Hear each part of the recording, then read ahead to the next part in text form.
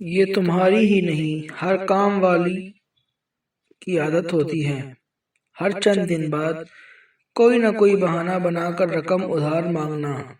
معلوم ہے مجھے تم لوگ غریب ہو، غربت کی وجہ سے ہی کسی کے گھر میں کام کرتی ہو، مگر ایسا بھی کیا کہ آج یہ ضرورت ہے کل وہ ضرورت ہے، بندہ اپنی چادر دیکھ کر پاؤں پھیلاتا ہے۔ تو اپنی ضرورتوں کو اپنی آمدن کے حساب سے محدود کرنا چاہیے نا تم لوگوں کو۔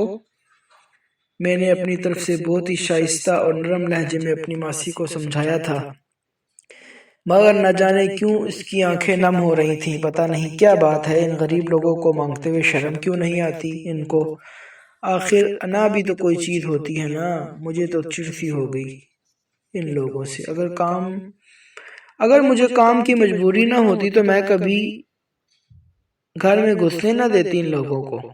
یہ ماسی صغرا میرے ہاں 3 سال سے کام کر رہی تھیں، ان کی ایک 8-9 سال کی بیٹی بھی اکثر اس کے ساتھ آ جاتی تھی۔ مجھے تو گھن آتی تھی اس کی بیٹی سے، ہر چیز کو للچائی نظروں سے دیکھتی تھی۔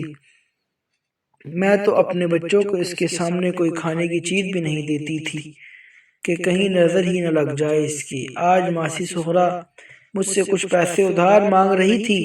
3 سالوں میں اس نے مجھ سے 2 بار ہی ادھار مانگا تھا، مگر مجھے لگ رہا تھا کہ اب اگر اس سے پیسے دے دیے تو یہ سلسلہ چل نکلے گا، اس لیے میں نے اسے پیار سے سمجھا دیا۔ وہ کچھ نہ بولی، بس نم آنکھوں کے ساتھ کام میں لگ گئی۔ اس بات کو تقریباً 6 ماہ ہو گئے تھے۔ میرے شوہر کے کپڑے کی فیکٹری میں کسی کاریگر کے سگریٹ سے آگ لگ گئی اور سب جل کر بھسم ہو گیا۔ کپڑوں نے تیزی سے آگ پکڑ لی تھی۔ فائر بریگیڈ بھی دیر سے پہنچی اور ساری فیکٹری کا حال جل کر خاک ہو گیا۔ جو کچھ بچا وہ بھی نہ استعمال کے قابل تھا اور نہ ہی فروخت کے۔ یہ خبر مجھ پر کسی بم کی طرح گری تھی۔ رو رو کر برا حال ہو گیا تھا میرا۔ ادھر ماسی صغرا بیمار تھی، 3 دن سے کام پر نہیں آ رہی تھی، مگر اسے کسی کے ذریعے یہ حادثے کی خبر مل گئی تھی۔ اس وقت میں گھٹنوں میں سر دیے رو رہی تھی۔ کاروبار نئے سے شروع کرنے کے لیے ایک بڑی رقم درکار تھی۔ پتہ نہیں کیوں یہ حقیقت مجھ سے قبول نہیں کی جا رہی تھی۔ میرا سر درد سے پھٹا جا رہا تھا۔ ایسے میں اچانک دروازے پر دستک ہوئی۔ میں نے دروازہ کھولا تو ماسی صغرا کی بیٹی سدرا کھڑی تھی۔ آ جاؤ، طبیعت ٹھیک ہوئی ماسی صغرا کی؟ میں اسے اندر بلا لائی۔ پتہ نہیں کیوں دل نرم ہو رہا تھا۔ بی بی جی، امی کی طبیعت تو ابھی ٹھیک نہیں ہوئی، انہوں نے کہا ہے کہ یہ آپ کو دے آؤں۔ یہ کہہ کر اس نے ایک چھوٹی سی کپڑے کی پوٹلی میرے ہاتھ میں تھما دی۔ میں نے حیرانی سے پوٹلی کھولی تو اس میں ایک شاپر تھا جس میں کئی گرہیں لگی ہوئی تھی۔ انہیں کھولا تو یہ دیکھ کر میں دنگ رہ گئی کہ اس میں کچھ پیسے تھے، ساتھ کاغذ تھا جو بقول سدرا کے اس نے اپنی بڑی بیٹی سے رمشا سے لکھوایا تھا۔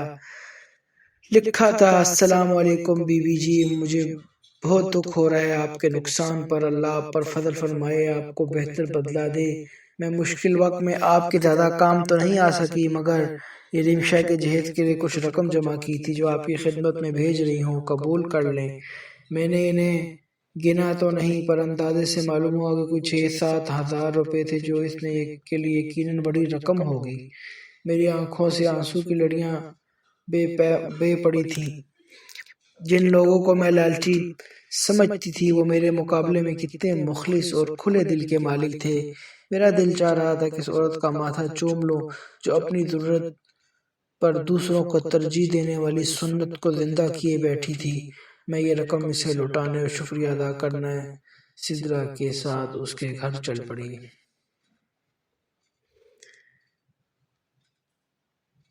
مزید اچھی اور بہترین اور دینی کہانیوں کو سننے کے لیے ہمارا چینل W4 وسیع کو لائک بھی کریں اور سبسکرائب بھی کریں۔